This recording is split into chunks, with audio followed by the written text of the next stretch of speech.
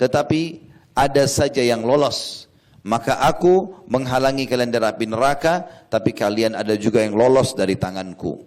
Hadis ini riwayat Bukhari Muslim. Artinya Nabi SAW sudah ingatkan, sholatlah ini keutamaannya, puasalah ini keutamaannya, baktilah sama orang tua ini keutamaannya. Semua sudah disebutkan. Kalau kalian buat itu akan masuk surga. Surga itu begini dayang-dayangnya, begini pelayannya, begini istananya, begini sungainya, begini pohonnya, begini makanannya, segala macam. Tapi saya sudah ingatkan juga kata Nabi SAW, jangan buat ini, jangan buat itu. Maksudnya keburukan, riba, zina, bohong, menipu, gunjing, fitnah. Jangan buat. Dosanya ini loh, ancamannya ini. Nanti masuk neraka. Neraka itu bahan bakarnya manusia, apinya panas. Nanti kita dengarkan bagaimana makanannya, bagaimana minumannya. Sesuatu yang bertolak belakang sekali dengan surga. Maka Nabi SAW mengatakan, sayangnya masih ada di antara kalian yang lolos dari tanganku. Udah diingatkan gak mau dengar. Ada orang subhanallah dinasihati, akhi, ukhti jangan, ini haram, bahaya, gak mau tahu. Gak usah, urus dirimu sendiri. Subhanallah, seakan-akan dia membiarkan dirinya masuk api neraka. Kalau ada seseorang teman-teman menyampaikan kepada kita nasihat, dan kita lihat itu nasihat yang benar, walaupun dari orang yang lebih muda dari kita, dengarkan. Ambil pelajaran dari situ. Bisa saja Allah subhanahu wa ta'ala yang menjadikan nasihat itu sampai dari lisannya.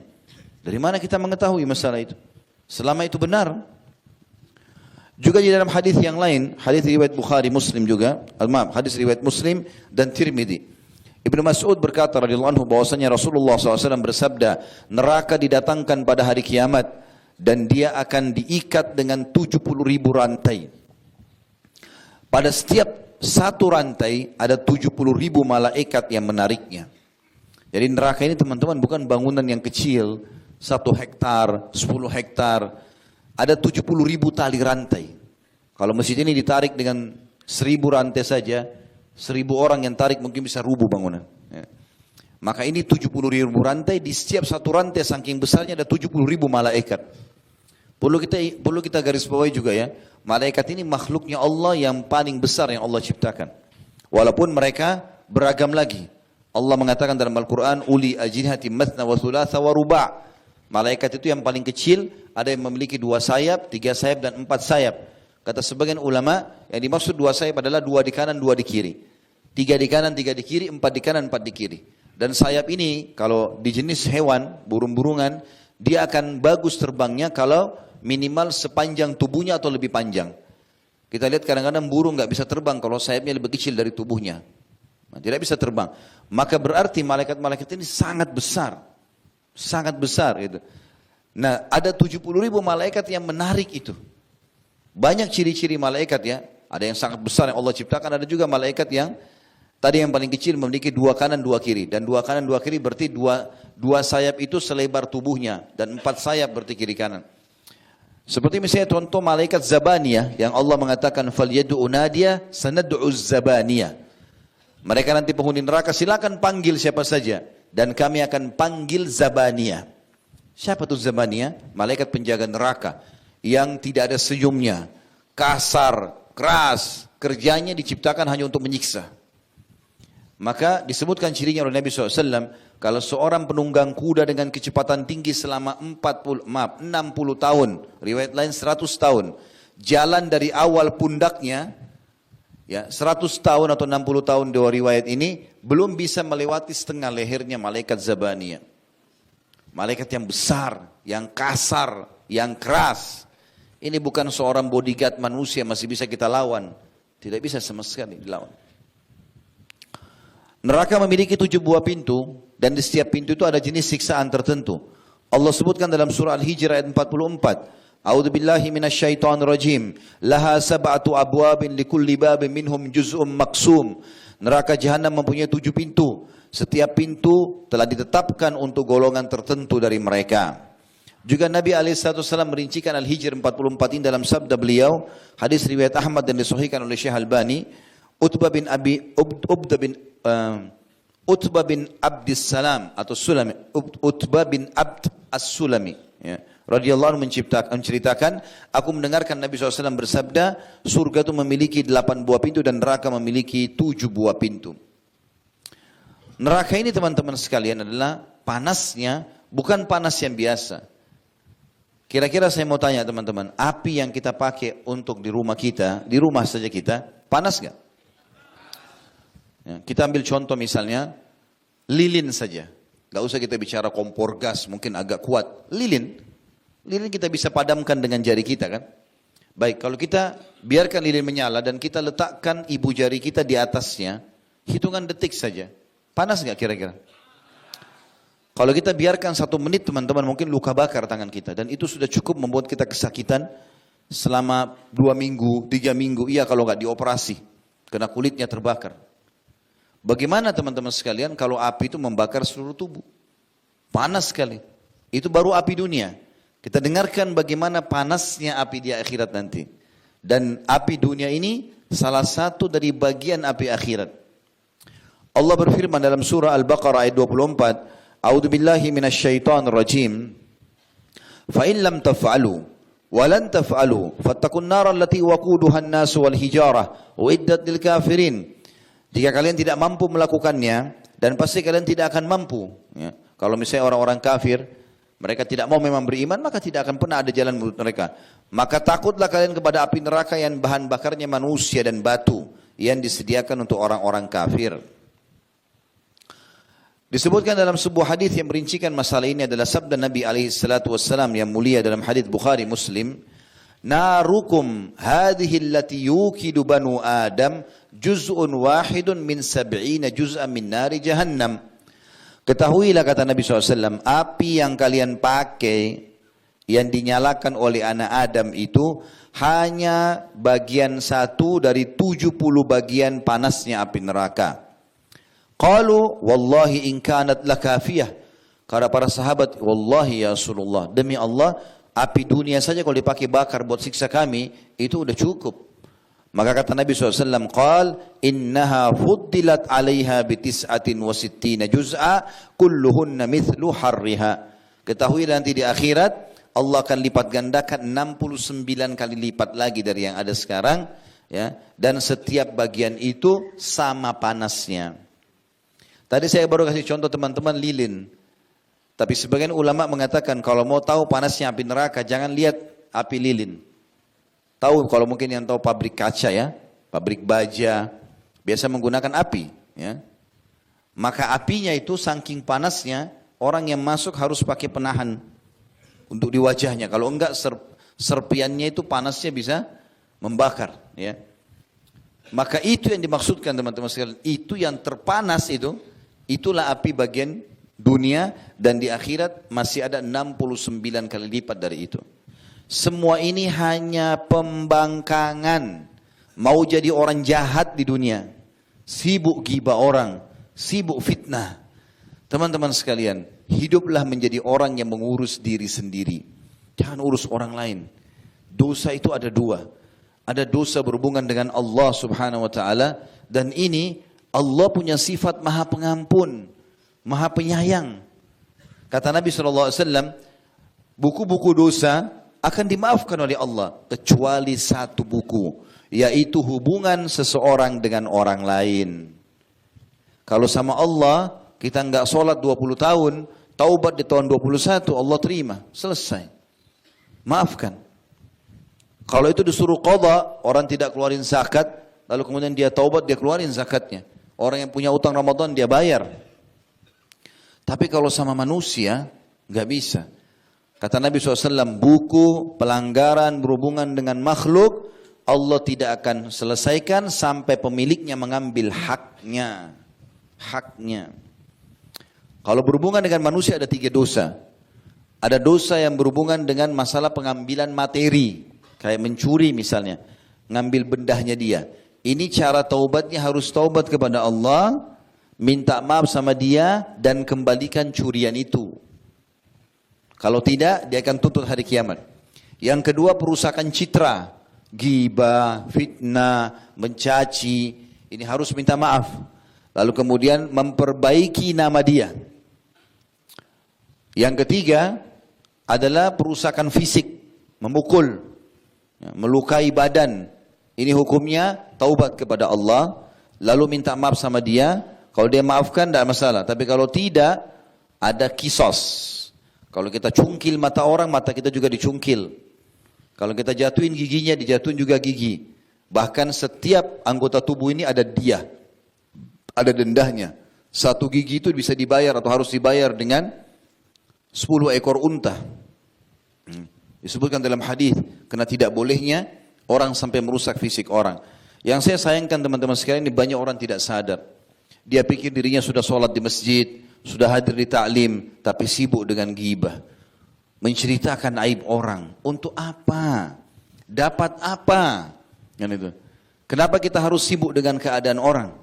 Kalau sesuatu itu kita lihat depan mata dan salah, dinasihati. Kalau benar didukung. Kalau kita tidak tahu, jangan dicari tahu. Tidak usah kita menanyakan, kamu dari mana, kamu mau kemana, bukan urusan kita. Kecuali kita dasarnya atasannya, orang tuanya, kalau enggak usah tanya. Kenapa kamu pakai baju itu? Kenapa kamu pakai sendal ini? Kenapa beli mobil merek itu? Kenapa kamu menikah sama fulan? Bukan urusan kita, urusan dia. Kecuali depan mata kita itu salah. Dalam agama baru kita nasihatin. Berapa banyak orang yang sibuk dengan keadaan ini? Ghibah itu teman-teman adalah sesuatu aib yang ada pada orang. Bahkan di Indonesia ini dijadikan sebagai berita, hot news. Ya. Nggak seru TV kalau nggak ada gosipnya. Ceritain aib orang. Ada yang lebih bodoh lagi, orang-orang tidak mengerti apa-apa, dia dengarin, dia sebarkan juga. Padahal ingat, cara taubatnya harus minta maaf. Bisa nggak antum ketemu sama orang itu? Ketemu saja, belum tentu dia maafkan. Belum tentu dia maafkan. Lalu untuk apa teman-teman sekalian? Makanya Nabi SAW ingatkan dalam hadis Bukhari Muslim, Man kana yu'minu billahi wal yawmil akhir, falyakul khairan aw liyasmut. Sampai mengaku beriman pada Allah hari akhir, dia mau masuk surga nanti di akhirat, dia hanya ucapkan yang baik. Kata ulama hadis, yang baik itu adalah zikrullah, baca Quran, berdoa, nasihat atau tanya kabar. Yang lain nanya-nanyain macam-macam tidak ada manfaatnya, tidak ada yang ditanya. Makanya Nabi SAW mengatakan juga dalam hadis lain, min husni islamil mar'i tarkuhu ma la ya'ni. Termasuk kesempurnaan Islam seseorang muslim adalah meninggalkan apa yang tidak bermanfaat bagi dia. Baik pertanyaan ataupun sikap atau perilaku. Di dalam hadis yang lain dari Abu Hurairah radhiyallahu anhu bahwasanya Nabi SAW bersabda, ketika Allah menciptakan surga, dia mengutus Jibril kepada surga lalu berfirman, lihatlah padanya dan apa yang aku sediakan bagi penghuninya. Lalu Jibril mendatangi dan melihatnya berikut apa yang disediakan oleh Allah untuknya. Lalu kemudian ia kembali kepadanya dan mengatakan, demi keperkasaanmu tidak ada seorang pun dari hambamu mendengarnya saja, mendengar surga, kecuali pasti dia akan berusaha masuk ke dalamnya. Kemudian Allah memerintahkan supaya surga dikelilingi dengan hal-hal yang tidak disenangi. Bangun sholat malam, ya tidak boleh ini, tidak boleh itu. Lalu Allah memerintahkan kepada Jibril, kembalilah kepadanya. Lihat lagi sekarang surga itu. Apa yang aku sediakan bagi penghuninya di dalamnya. Lalu Jibril datang dan melihat, kemudian kembali lagi mengatakan, setelah melihat surga itu dikelilingi dengan makarih, hal-hal yang orang tidak suka. Lalu dia mengatakan, ya Allah, aku khawatir tidak ada seorang pun yang bisa lolos masuk ke dalamnya. Lalu Allah berfirman, pergilah ke neraka.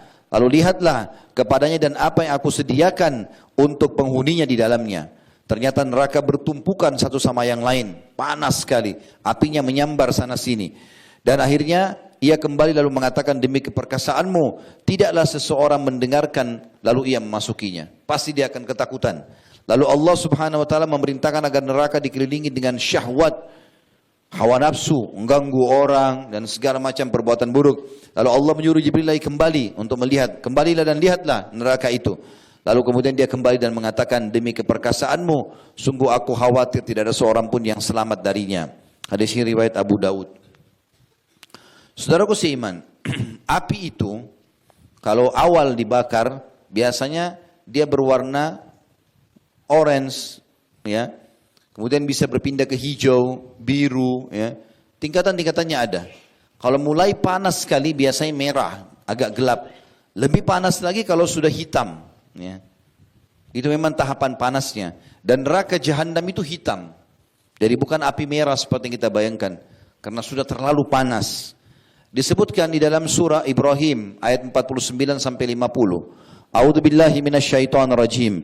Wa taral mujrimina yawma idzin muqarranina fil asfad sarabiluhum min qatirani wa taghsha wujuhahumun nar. Dan pada hari itu hai Muhammad, engkau akan melihat orang-orang yang berdosa bersama-sama diikat dengan belenggu. Ya, belenggu itu berarti bagian leher, bagian dua tangan dan dua kaki semuanya diikat. Pakaian mereka dari cairan aspal yang panas dan wajah mereka ditutup dengan api. Jadi api neraka jahanam itu sifatnya juga dalam surah Al-Humazah disebutkan innaha alaihim mu'sadah. Ya. Neraka jahanam itu terhadap mereka mu'sadah. Mu'sadah salah satu maknanya adalah multasiqah, melekat.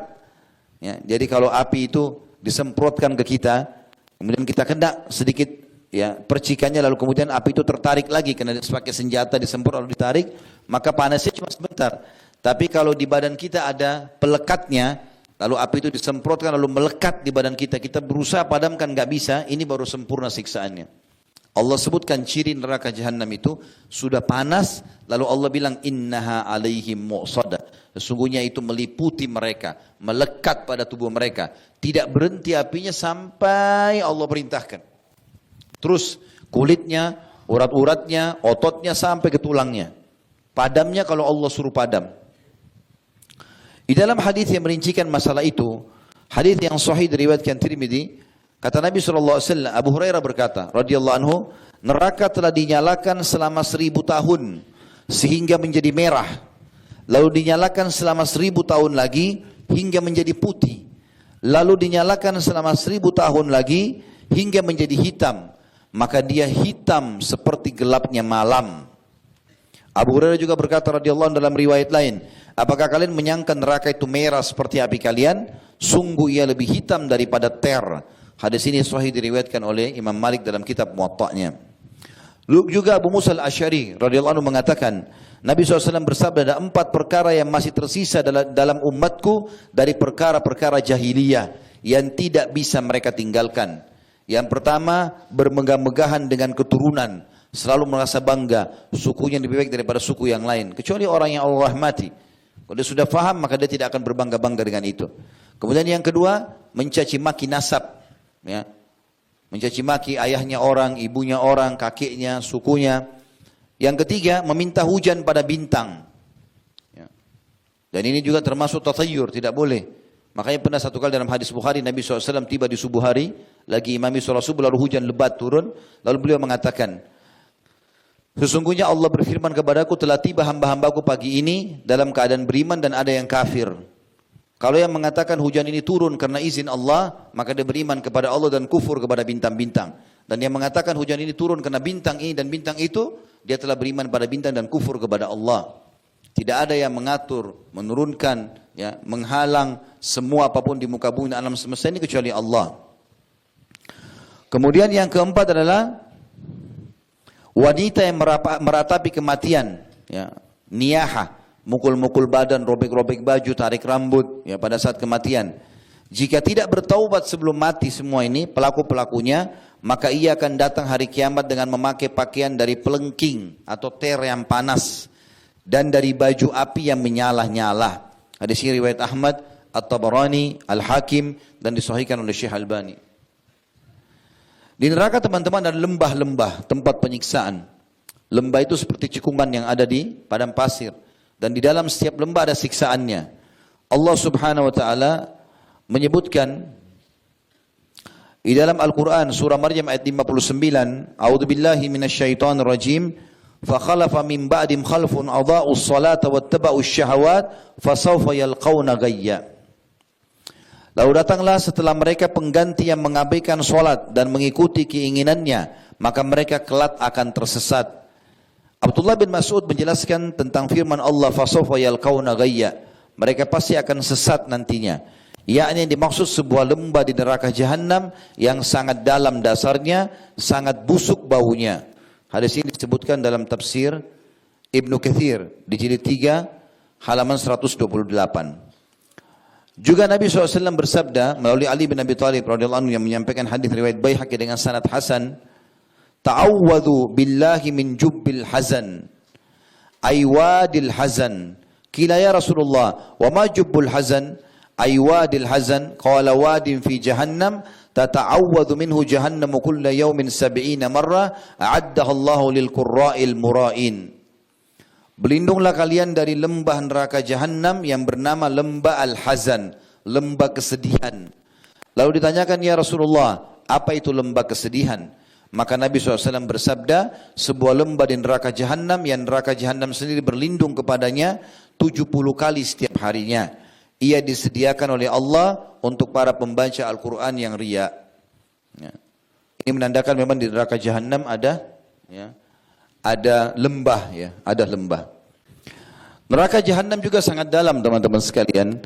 Disebutkan di dalam surah An-Nisa ayat 145, Allah berfirman, "A'udzubillahi minasyaitonirrajim, innal munafiqina fid darkil asfali minan nar." Sesungguhnya orang-orang munafik yang pura-pura Islam, tapi mereka bukan muslim, pada tingkatan yang paling rendah dan paling bawah dari api neraka. Seperti apakah dalamnya neraka itu? Dikatakan paling rendah, berarti paling berat siksaannya. Karena semua kata ulama tafsir, dari tingkat pertama sampai tingkat sebelum terakhir, panasnya tersusun. Maka yang paling bawah adalah yang paling panas. Disebutkan bahwasanya Utbah bin Ghazwan berkhutbah radhiyallahu anhu di kota Basra. Pada saat beliau mengingatkan penduduk Basra yang banyak berkeluh kesah tentang kekurangan harta, padahal mereka sudah melimpah dan mereka sibuk dengan urusan dunianya, lupa akhiratnya, tinggalkan jihad, malas sholat berjamaah di masjid. Maka beliau khutbah lalu beliau mengatakan, ketahuilah telah sampai kepada kami bahwasanya batu dilemparkan dari pintu utama neraka, terus saja melayang selama 70 tahun dan belum mencapai dasarnya. Demi Allah, ia akan penuh, apakah kalian heran? Juga Hasan Basri rahimahullah mengatakan, Umar bin Khattab radhiyallahu anhu mengatakan, perbanyaklah mengingat neraka karena apinya sangat panas, dasarnya sangat dalam dan alat pemukulnya terbuat dari besi. Hadis riwayat Tirmidzi dengan sanad hasan. Abu Hurairah juga meriwayatkan radhiyallahu anhu, kami tengah berada di sisi Nabi sallallahu alaihi wasallam, lalu kami mendengar suara gemuruh yang sangat keras seperti guntur yang menggelegar. Lalu kami bertanya, lalu Nabi SAW bertanya, tahukah kalian suara apa itu? Kami menjawab, Allah dan Rasulnya yang lebih tahu. Beliau menjawab, ini adalah batu yang dikirimkan Allah ke dalam neraka jahanam sejak 70 tahun dan baru kali ini tiba di dasarnya. Hadis ini diriwayatkan oleh Imam Muslim. Jadi neraka, teman-teman, bukan bangunan yang kecil, 1 hektar, 5 hektar, 10 hektar, 100 hektar. Dalamnya 70 tahun. Artinya kalau kita dilempar saja melayang-layang 70 tahun baru sampai ke dasarnya. Ini pun kata ulama hadis, kalau yang dimaksud 70 tahun waktu dunia, kalau waktu akhirat itu berarti dikali 1000, gitu kan? Dan itu sangat dalam, siksaan yang tidak berhenti, dari sana sini jeritan-jeritan, ya. Di neraka jahanam tidak cukup saja, teman-teman sekalian, seseorang itu dilempar lalu dibakar, tetapi supaya dia merasakan maksimal, maka dia akan dirantai, dibelenggu. Allah menyebutkan dalam surah Insan ayat 4, A'udzubillahi minasyaitonirrajim. Inna a'tadna lil kafirina salasila wa aglalan wa sa'ira. Sungguh kami telah menyediakan bagi orang-orang kafir rantai-rantai, belenggu-belenggu dan neraka yang menyala-nyala. Disebutkan dari hadis Nabi SAW, beliau mengatakan, sungguh kalau mata rantainya neraka itu, ya, mengisyaratkan seperti batok kepala manusia. Kata Nabi SAW, kalau satu mata rantai neraka seperti batok kepala manusia, itu dilempar dari langit ke bumi sejauh perjalanan 500 tahun, niscaya sampai ke bumi sebelum malam. Jika ia dikirim dari pangkar rantai, niscaya berjalan selama 40 tahun, malam dan siang sebelum sampai ke dasarnya. Artinya rantai yang sangat besar dan akan melilit badan seseorang ahli neraka. Jadi tinggi orang ahli neraka itu akan kita kembali di akhirat seperti surga. 60 hasta ke langit, 60 siku, 30 meter tingginya. Penghuni surga, penghuni neraka awal dibangkitkan. Tapi penghuni surga tetap dengan tinggi itu, nanti ahli neraka dibesarkan lagi. Lebih besar daripada itu. Kemudian nanti mereka dikasih rantai 70 hasta. Jadi kata ulama, dililit dari kakinya, diputar rantai itu terus, tidak ada jarak diantaranya sampai ke kepala. 5 hasta itu dilebihkan di atas kepala, 5 hasta dilebihkan di kaki. Maka dia seperti makanan yang akan dipanggang, tidak bisa bergerak. Sehingga kalau kena api neraka, rantai tersebut akan menyala, lalu membakar tubuhnya, serta api itu akan menembus sampai ke tulang-tulangnya. Dia tidak mati, hangus, belang, bolong badan-badannya, rusak organ tubuhnya. Kalau sudah rusak sama sekali, Allah ganti lagi dengan yang baru. Dan proses pengembalian supaya utuh, itu juga sudah cukup untuk pedih. Kalau tadi pagi saya sempat jelaskan teman-teman, ahli surga makan dan minum bukan karena lapar dan bukan karena haus. Dan ini menyebabkan orang menikmati itu. Kita kalau lagi lapar, pengen makan apa saja, intinya lapar kita hilang. Sehingga kita sudah tidak menikmati makanan. Tapi kalau kita sudah kenyang, atau kita baru makan lalu orang tawarkan mau makan apa Pak, makan apa Bu, maka kita masih bisa milih, saya mau makan ini, saya tidak mau yang itu misalnya. Begitu juga minum, kalau kita lagi haus pesan, saya minta air es misalnya. Maka kalau kita lagi tidak haus, mau minum apa? Mau minum hangat, mau minum dingin, kita masih bisa milih dan kita bisa menikmatinya. Di surga orang makan dan minum bukan karena lapar, bukan karena haus, sehingga dia menikmati sekali. Tapi di neraka tidak, akan muncul setiap saat rasa lapar, rasa haus. Tapi perhatikan apa yang Allah kasih kepada mereka. Minumannya apa? Makanannya apa? Allah sebutkan dalam surah Ibrahim ayat 15-17 yang artinya dan mereka diberikan kemenangan. Dan mereka memohon diberikan kemenangan dan binasalah semua orang yang berlaku sewenang-wenang lagi keras kepala. Di hadapan mereka neraka jahanam dan dia diberi minuman dengan air nanah. Yang ditegukkan air nanah itu dan dia hampir tidak bisa menelannya. Dan datanglah bahaya maut kepadanya dari segenap penjuru, tetapi dia tidak juga mati. Dan di hadapannya masih ada azab yang berat. Dari surah Ibrahim ayat 15-17 menjelaskan mereka akan diberikan minuman nanah.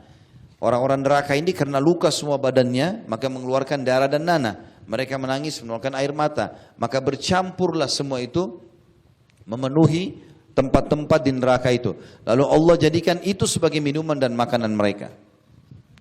Di dalam surah Al-Kahfi ayat 29 juga yang artinya sungguhnya kami telah menyediakan neraka bagi orang-orang zalim yang gejolaknya mengepung mereka dan mereka meminta pertolongan, minta minum. Mereka akan diberi air seperti besi yang mendidih yang menghanguskan wajah mereka. Itulah minuman yang paling buruk dan tempat istirahat yang paling jelek.